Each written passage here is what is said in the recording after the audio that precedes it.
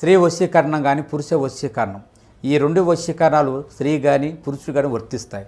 మనం చెప్పిన మాట వినకపోయినా మన దగ్గరికి వచ్చే విధంగా, మనం మాటకి గౌరవించే విధంగా, మనం రమ్మంటే రావాలి, పొమ్మంటే పోవాలి, కూర్చుంటే కూర్చోవాలి, లెమ్మంటే లేవాలి, మనం చెప్పిన మాట గౌరవించి మనం పెళ్లి చేసుకోవాలనే విధంగా కూడా స్త్రీ వశీకరణ కానీ పురుష వశీకరణం కానీ ఉంటుందమ్మా. ఈ వశీకరణం అనేది వాళ్ళకి ఏ విధంగా ఎవరి గురించి మనం చేయాలనుకుంటున్నామో వాళ్ళ పేరు మీద కూడా ఆ వశీకరణం పట్టుకొని ఆ మంత్రం ఒకటి చెప్తాను. ఆ మంత్రం మీరు జపించగలిగారంటే, ఆ వశీకరణం పట్టుకొని ఆ మంత్రం జపిస్తే 11 రోజుల్లో ఆ వ్యక్తి, నువ్వు ప్రేమించిన వ్యక్తి కానీ, అమ్మాయి కానీ, అబ్బాయి కానీ 11 రోజులు మీ దగ్గరికి వచ్చేది ఖచ్చితంగా గ్యారెంటీగా జరుగుతుంది. పెద్ద గండము వీరు మిమ్మల్ని అడ్డుకోబోతున్నారు. అయితే దేనికి అడ్డుకోబోతున్నారు అంటే, మిమ్మల్ని నష్టపరచడానికి. ఏ విధంగా, ఎటువంటి నష్టము, ఏం జరగబోతుంది అంటే మీరు చాలా వరకు కృంగిపోతారు. ఈ వీడియో పూర్తిగా చూస్తే మీకే అంత అర్థమవుతుంది. కుంభరాశి జాతకులు ఈ వీడియోని పూర్తిగా చూడండి. అంతేకాకుండా వీడియో మీకు నచ్చినట్లయితే లైక్ చేయండి. మీ లైక్ మాకెంతో సపోర్ట్ అండ్ ఎంకరేజ్మెంట్గా ఉంటుంది. ఇక ఆలస్యం అనేది ఏమాత్రం లేకుండా వీడియోలోకి వచ్చేద్దాం. ఈ రోజు దినఫలాల ప్రకారం చూసుకుంటే, ముఖ్యంగా విద్యార్థులు ఏదైతే పనిని పెండింగ్లో పెట్టుకున్నట్లయితే గనక ఈరోజు దాన్ని పూర్తి చేసే అవకాశం ఉంది. పోటీ పరీక్షలకు సిద్ధమవుతున్న వారు కూడా ఏదైనా సిలబస్ మీరు పెండింగ్లో పెట్టుకున్నారు అంటే గనక దాన్ని తర్వాత ప్రిపేర్ అవుదామని అస్సలు అనుకోవద్దు.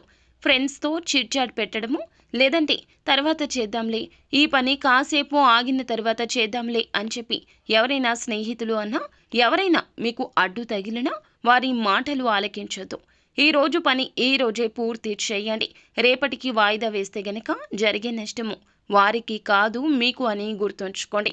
ఆ యొక్క నష్టాన్ని మీరు అస్సలు ఆ తర్వాత పూడ్చుకోలేకపోతారు. కావున ఈ రోజున ఏ విషయాన్ని తేలికగా తీసుకోవద్దు.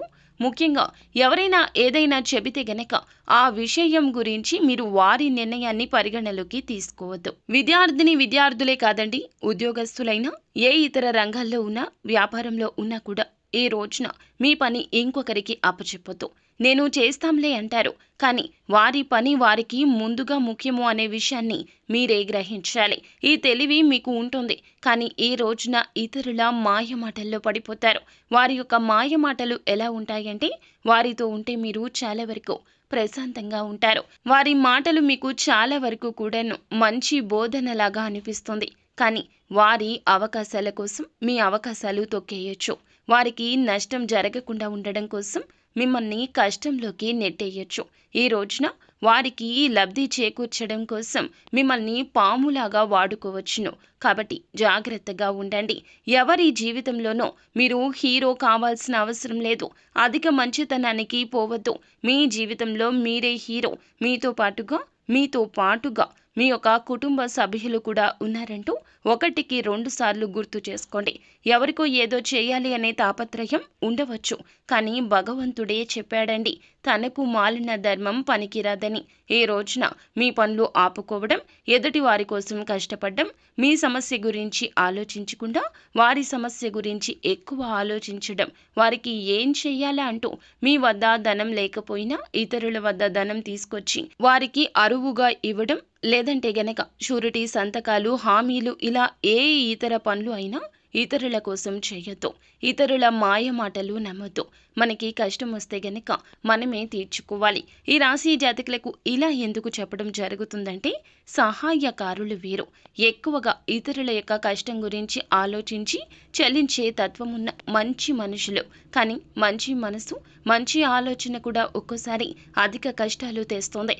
ఈ రోజున వీరు మిమ్మల్ని అధిక మాయలోకి నెట్టేస్తారు. అయితే ఈ రాశి వ్యక్తులు చాలా రోజులుగా మానసిక సమస్యతో బాధపడుతుంటే పరిష్కారం కూడా లభించబోతుంది. మీ కోరిక కూడా నెరవేరే అవకాశం కనిపిస్తుంది. సమస్య నుండి బయటపడాలంటూ చాలా ప్రత్యేక ప్రయత్నాలు చేస్తున్నారు, కానీ బయటపడే అవకాశం ఇప్పటి వరకు రాలేదు. ఈ రోజు మాత్రం ఆ అవకాశం భగవంతుడే పంపించినట్లుగా రాబోతుంది. అయితే నూతన ఉద్యోగ ప్రయత్నాలు చేస్తున్న వారి ముందులకు అయితే ఒక అవకాశం వస్తుంది. 100% మీకు సాటిస్ఫాక్షన్ ఉండకపోవచ్చు, కానీ ఒక్కసారి ప్రయత్నించండి. సాటిస్ఫాక్షన్ అనేది ఖచ్చితంగా వస్తుంది. ఎందుకంటే ఈ రోజు తప్పు రేపటి రోజు ఒప్పు అవుతుంది. ఈ రోజు ఒప్పు రేపటి రోజు తప్పు అవుతుంది. భగవంతుడు ఇచ్చే ప్రతి అవకాశం ఇలాగే ఉంటుంది. కానీ మనసు పెట్టి చేస్తే ఏ పని అయినా కూడా మనకి నచ్చే తీరుతుంది. ఆర్థిక స్థితి అనుమతిస్తే గనక ఈ రోజున పేదవారికి ఏదేని రూపంలో దాన ధర్మాలు చేయండి. అంటే వస్తువు రూపంలో, వస్త్ర రూపంలో లేదా ధనం రూపంలో ఏ విధంగా అయినా కూడా దానం తప్పక చేయండి. దగ్గరలో ఉన్న గోశాలకు వెళ్లి గోమాతకు ఏదేని ఆహార పదార్థాలు తినిపించండి. గోమాతను నమస్కరించుకుని పూజించుకుని ఈ విధంగా ఆహారం పెట్టడం వల్ల శత్రు పీడలు తొలగిపోతాయి. పరమశివుని అనుగ్రహం మాత్రమే కాకుండా సకల దేవతల నిలయమైన గోమాత అనుగ్రహం లభించిందంటే సకల దేవతల అనుగ్రహాన్ని పొందుకున్నట్లే. ఖచ్చితంగా ఈ రోజున ఈ జాగ్రత్తలు